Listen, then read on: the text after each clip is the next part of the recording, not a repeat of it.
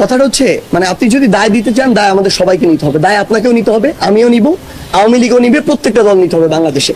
এই দায় কোনোদিন একদিনে তৈরি হয় না, এই দায় 16 বছরে তৈরি হয়েছে।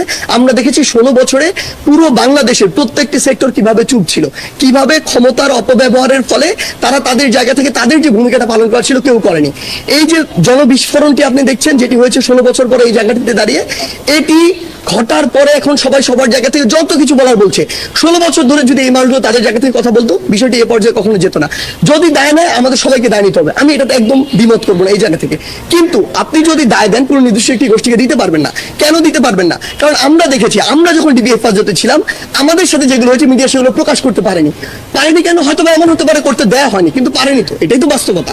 আমরা দেখেছি সরকার তার ক্ষমতার অপব্যবহার করে আমাদেরকে হেফাজতের নামে 6 দিন আটকে রাখা হয়েছে।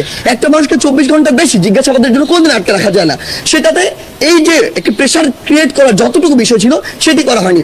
আমরা দেখেছি আমাদের আন্দোলনের সময় অসংখ্য সংবাদ সম্মেলন আমরা করেছি, বাংলাদেশের বর্তমান যে প্রচলিত মিডিয়া সিঙ্গেল একটিতে কোনো কিছু আসে নাই। তার মানে আপনাদের যতটুকু পালন করার কথা ছিল আপনারা করেননি, ওই দায়িত্ব আপনার উপর বর্তায়। সেম ভাবে আমি কর্মসূচি ঘোষণা দিয়েছি, আমার কর্মসূচি আমি ধরে নিচ্ছি যে বিভিন্ন মানুষজন সেখানে তাদের রাজনৈতিক উদ্দেশ্য বাস্তবায়ন করার জন্য বা দেশকে অস্থিতিশীল করার জন্য, ইভেন ইফ আওয়ামী লীগ, ছাত্রলীগ, যুবলীগ তাদেরও অসংখ্য মানুষজন বিভিন্ন ছদ্মবেশে ওখানে ছিল এই কারণে যে তারা একটি অস্থিতিশীল অবস্থা তৈরি করতে চায়।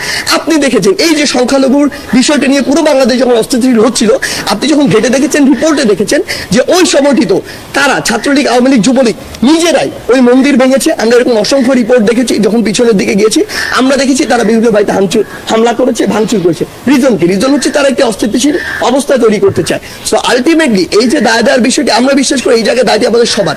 তবে আমরা এটুকু বলছি, আপনি যেটি বললেন যে এই সব পালন করার উচিত কিনা, আজকে 2024 সালের এই গণঅভ্যুত্থানে আওয়ামী লীগের যেসব নেতাদের উপরে আমি বলছি যে অত্যাচার হয়েছে, ধরে নিলাম তারা দেশ ছেড়ে পালিয়েছে, তাদেরকে মামলা দেওয়া হয়েছে, এই যে ঘটনাগুলো হয়েছে এটার জন্য কি এখন আমরা শোক পালন করব? যদি এটার জন্য না করি 15 আগস্ট 1975 জন্য আমরা শোক পালন করব না। আপনি দেখেছিলেন ওই 15 আগস্ট 1975 যখন এই ঘটনাটি ঘটে পুরো বাংলাদেশ ব্যাপী মিষ্টি বিতরণ হয়েছিল। কারণ কি? কারণ ওই 72 থেকে 75 ঘটনা যদি দেখেন তখন স্বৈরাচার বা ফ্যাসিস্টের চরম একটি মাত্রা ছিল। ইতিহাস ঘাটলে আমরা এটি দেখতে পাই যে তখন আসলে আলটিমেটলি যা হয়েছিল এক জায়গার নির্দেশ থেকে হয়েছিল, এটি বাংলাদেশের মানুষের কোনো ঘটে না। এমনকি বাংলাদেশের সাধারণ মানুষ ওই সময় যে বিষয়টি হয়েছিল যে সাধারণ মানুষ তার যে বিচারটি সেটি পায়নি, বরং বিচার নির্দিষ্ট একটি ঠিকানা থেকে, ধানমন্ডি 3200 কয়েকটি ঠিকানা থেকে পুরো বাংলাদেশে যেত।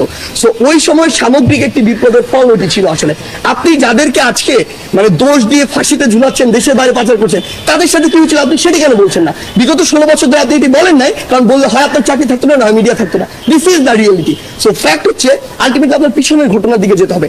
আজকে 24 সালে যা হয়েছে এটা 24 সালের ঘটনা না, বিগত 16 বছর ধরে হচ্ছে তার ঘটনা। সো আমাদের জায়গা থেকে আমরা মনে করি শুধু আমাদের জায়গা না, বরং রাষ্ট্রীয়ভাবে এই যে শক্তি এটি পালন করা উচিত নয়। কোনোদিন সিঙ্গেল কয়েকজন মেজর বা আর্মি অফিসার মিলে এই যে একটা অভ্যুত্থান সেটা 15 আগস্টে 1975 ঘটাতে পারতো না, বরং এটি একটি সামগ্রিক ক্ষোভ ছিল এবং সবাই ওই যে একটি নীরবতার সমর্থনেরই কিন্তু একটি লক্ষণ।